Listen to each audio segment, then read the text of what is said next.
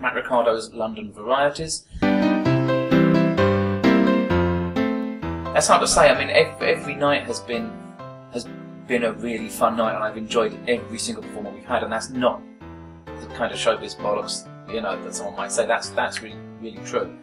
I couldn't just pick one. I mean, there's a few people that I'd like to get if I could. But again, I'm not going to say who those are because I might get them, and I'd like to spring them on people as a surprise. But really, I mean, the perfect example is this next show. There's a special guest, which I'm not going to say who it is, and it's not somebody famous. It's not a millionaire. It's not someone from television, but it's somebody that I know that when I tell their story and bring them on stage for an interview, the audience is going to be completely captivated. And that sort of thing makes me very excited.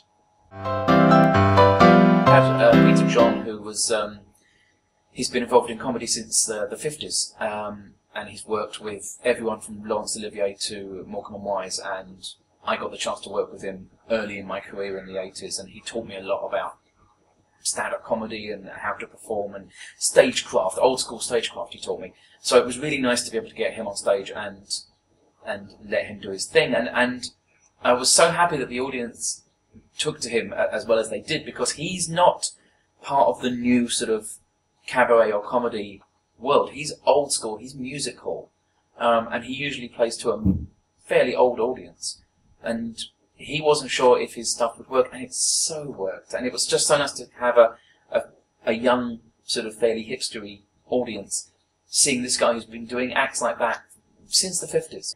When it comes to cabaret and comedy and variety particularly, there's no fashion, there's no what's the latest thing. If an act is great, then they're great, and it doesn't matter if they're 100 years old or very young. If they're great, they're great. And in that show last month, we mixed someone like Peter John, who is of the older generation, we mixed him with people like East End Cabaret, who are the up-and-coming, hot, sexy young things of the cabaret circuit, and they both rocked the same audience, and that made me very happy.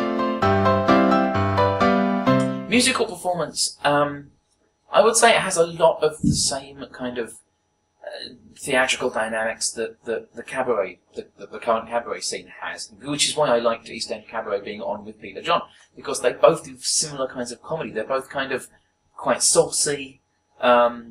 Peter John is absolutely filthy on stage, but he doesn't say any.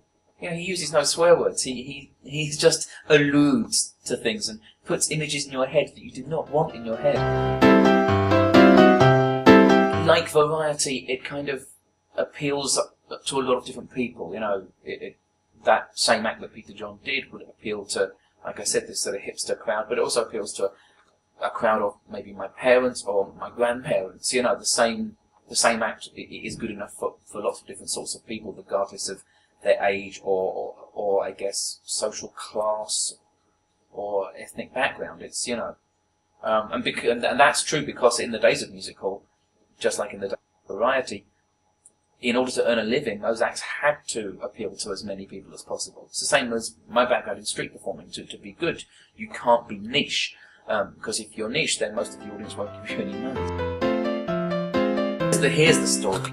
This happened to me last week. In the shop next door to me, there happens to be a poster for my show, for last month's show, in the window of the shop, which I haven't taken down because I'm lazy. And there was an old lady, at least 80 years old, and she was stooped over and she was looking at the poster. And as I walked past, I kind of thought, oh, that's kind of cool, you know.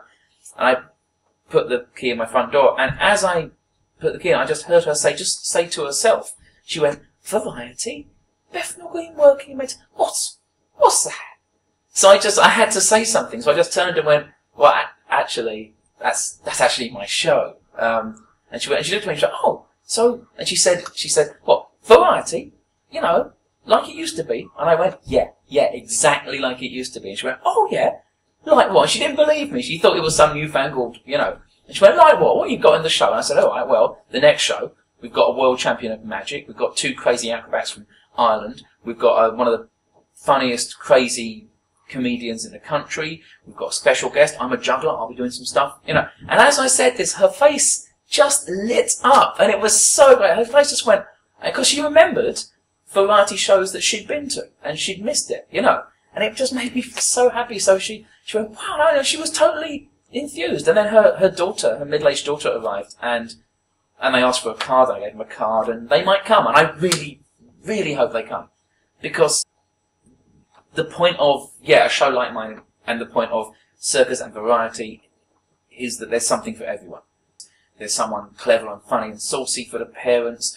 There's some glamorous, showgirls and acrobats for the teenage sons. There's something for everyone. And I think often these days in all of the arts, it's fragmented, and that's not often the case anymore. It's certainly not the case with television. I feel excluded from most things that are on television. They don't appeal to me. I used to adore television. I still adore some of it, but I can't sit down and just put it on and see what's on anymore, really. There's usually not something for me. Theatre, it has to rely too much, I think, on reputation and pre-knowledge of things. Sometimes it's hard. It's hard to find a place where you can just trust if you walk into it. And that's what musicals used to have. If you walk in there, we don't need to know what the show is. I know, pay me money, walk in, sit down, I will be entertained.